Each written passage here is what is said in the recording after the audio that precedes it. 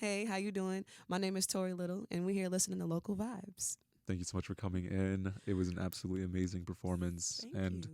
first one of the spring semester to add. And Yeah, we had some feels good being back. it feels good being back. We had some technical difficulties, but we made it happen. Yeah, taking its time. No rush, no It's good. Yeah, it rush. happens. It happens. Can't rush greatness. Yes. No, it's been good. We're very excited to have you in. We're looking forward to it for a Glad very to long hear time. it. Thank you, thank you. Yes. And so to start off, you performed intro time meant to be for us, which were all from your recent album, semi-recent, released in Yeah. 2022. Was I right or wrong? So tell me more about the creation of this album and those that played a large role in its production process. Oh man, this album. It was one of those albums where you kind of just, you got a lot going on. You just want to get a lot off your chest. It was one of those. I'm not gonna lie. It was definitely based off a lot of toxic relationships that I've been in. So I guess the people that could play a huge part of that were congrats to my exes because, hey, thank you. But then, no, and of course, my gang push. And then shout out to my producer, Sticks. He makes great beats and he has a studio that I record in. So shout out to him. That's my dog. Yeah. How did you meet Styx? So I actually met him through the local scene. They have there was a place we were going to, Urban Lights, over in St. Paul. It's a great music store. The owner Tim, he has thrown great shows there, just great events altogether. And Sticks is actually part of a beat battle. So around that time, he was going against other local art or other local engineers, the producers, and he had won. And I was like, oh man, this guy is cold. And I already heard about him around the way. There was other artists that were working with him locally. Other people were showing me his beats, and I'm like, okay, so let me see what's the Sticks. And from there on out, the rest is history. We've Yeah. been like family since. Every time I see him, it's always love, and he shows so much love to all the local artists. Like he works with just about anybody. Anything you're looking for, he has it. So Yeah. yeah, shout Yeah. out Sticks on the beat. That's really good. It's good that you Mhm. guys have been able to maintain that relationship even throughout this Thankfully, project. yes, it's hard to do that every now and then with engineers, but Yeah. been locked in since I met him. Oh yeah, Yeah. And Urban Lights, that is a record store, I believe, in St. Paul. So, and it yeah, right seems off very, University. yeah, it seems very important to the hip hop community. It is. I he Tim, the owner and manager of the place, he has done great things there. Like not even just music, like just shows. He's had great events there. He does stuff for the community. Oh man, that place is definitely great for the community. Yeah, for sure. Yes. Yeah, I've been really wanting to catch those Saturday scratch, Oh yeah, lessons when that they they do do. the back and forth on the turntable. Hmm. Yep, I haven't. I personally haven't seen one either yet, but Yeah. I hear they're pretty fire. Hmm. And today, singles from Was I Right or Wrong, this project of yours, it has gained widespread popularity and attention, and you've even released the music video for Meant to Be on YouTube, which has amassed over 3.9 thousand views. Which Yep. congratulations! Thank you. Just dropped it in at the beginning of October. Yes, Really. blessings. Yes. Hmm. How is it like to create a music video after the success of this project? It felt really good actually. I didn't expect. I guess I wasn't really expecting "Meant to be one of the most played or popular songs off the album. So even though the album it was getting great play, but with that being one of the greatest songs, I was like, oh, I could definitely shoot a video for this. This is no problem with this. And even the videographer that I had do it, he was like, oh yeah, this is easy. Like you don't even have to do much with this. Just feel the beat, feel the vibe, and go right along with it. So it was it was pretty, I guess, pretty simple in a sense. Not too much thinking behind it. Just kind of felt it, kind of free flowing type of thing. So yeah, I wouldn't change it. Yeah. And do you feel like this song in particular has opened a lot of doors within your career? Um, the song, yeah, the album itself for sure, but the song, yeah, especially after the amount of views it has gotten from the video. I've had a good few people want to reach out and do different collabs or want me to do something on their song or anything along those lines. So yeah, that song primarily, more than likely, yeah, like 90%. Aside from the whole album, like 90% that song, yeah. Yeah. And we've previously touched on Sticks a little bit and how well you guys work together Yeah. within the studio. But previously, you've mentioned that it's been difficult for you to prioritize your own opinions and how you believe your music should sound. Absolutely. And how did you learn to be assertive within this very creative space? Literally listening to my team. I feel like once I did, once we did kind of step on the scene, I was really, I don't want to say shy, but not as confident I could say as I am now.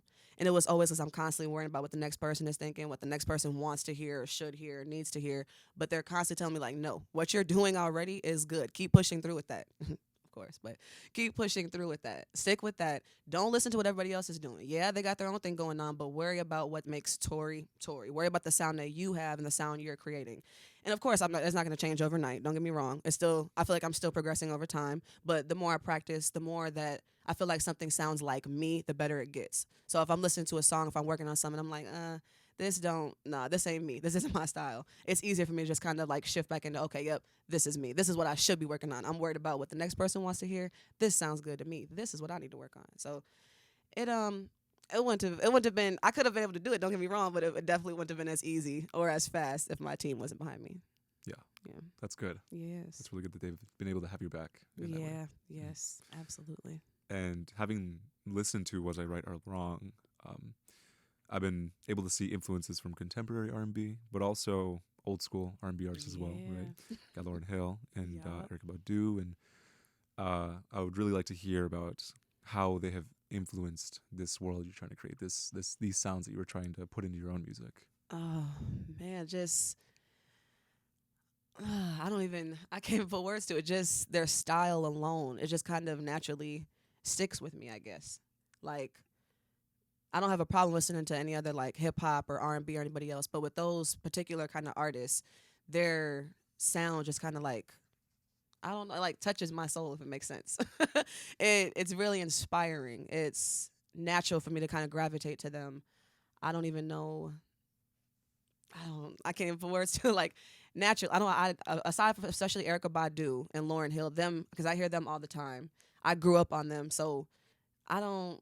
It's not hard at all. I don't know. Like it's once I hear their sound, their style, I can kind of incorporate with myself. So I don't.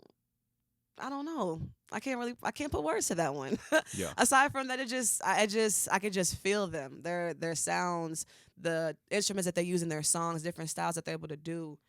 It it just gravitates me towards them naturally. Like I said, I don't have a problem with hip hop, R&B, anything in this modern day time. But with them, it's just I don't know. They're just not always in the back of my mind. Like I always hear them. It just reminds me of my childhood. Reminds me of what got me starting to make music. So it just I guess I could say it keeps me going. It's definitely inspirational. Definitely motivates me. Yeah. Yeah. And I'm glad you mentioned how musically engaged your family was and Oh yeah. their own influence. And I believe you even have a cousin who is popular in Europe. He is, yeah. And he is pretty much. They love him over in the UK. They are. Yep. He goes by Mike DeCole. That is my cousin. Yep. He is a fire singer. We still have yet to actually get on a song together, but yeah, that is exactly yes. I'd say music runs in my family. It does. Yes. Yeah. And, ever since you were 13, you've been writing your own works. You've been attending these competitions, these Yeah. contests. Yes. And was it a really intimidating experience, creating and performing at such a young age? At first, first getting started, especially at like 12, 13, 14, at first it wasn't because like I said, it just kind of came naturally. I was doing it because I loved it. It felt good to me. I was obviously still pretty young, so the stuff that I was saying wasn't super like explicit or vulgar or crazy, anything like that.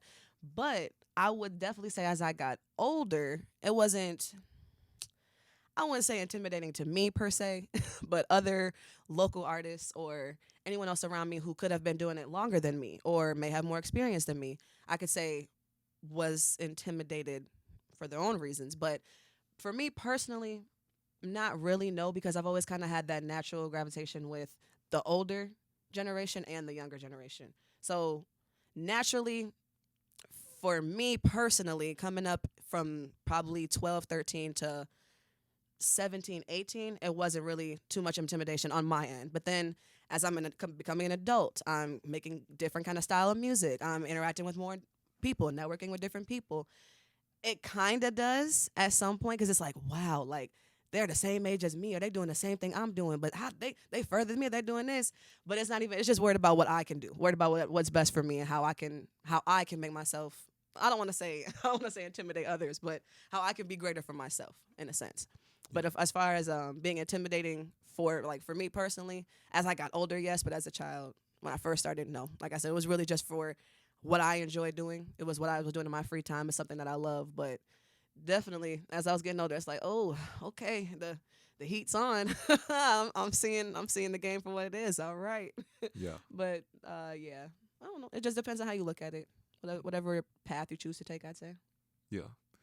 And you mentioned working with other people, Mhm. and I would really also like to learn about Push Records and what exactly is Push Records and who created it and what audiences can expect to hear from these artists. Yeah, absolutely. Push, we're like a local record label, nice little collective. Push stands for Persevere Under Society's Hate. And it was actually created by my boss man, Mr. Juice Skywalker. He went to school, you know what I'm saying, got his degree, got us all certified, and we all had a dream. Like, we all love music. I've been singing since 5, 6 years old. AK Fields is someone else who's on the team, and he's been doing music since he could even start walking. And then Mr. Juice, he just had the vision. Like, he understood the dreams that we had. He understood where we were coming from. He wanted to see us do great. He obviously wanted to partake in that. So I feel like once we were able to get Push Records off the ground, and like I said, that's me, AK Fields, Juice, and then we actually have Big Kia as well.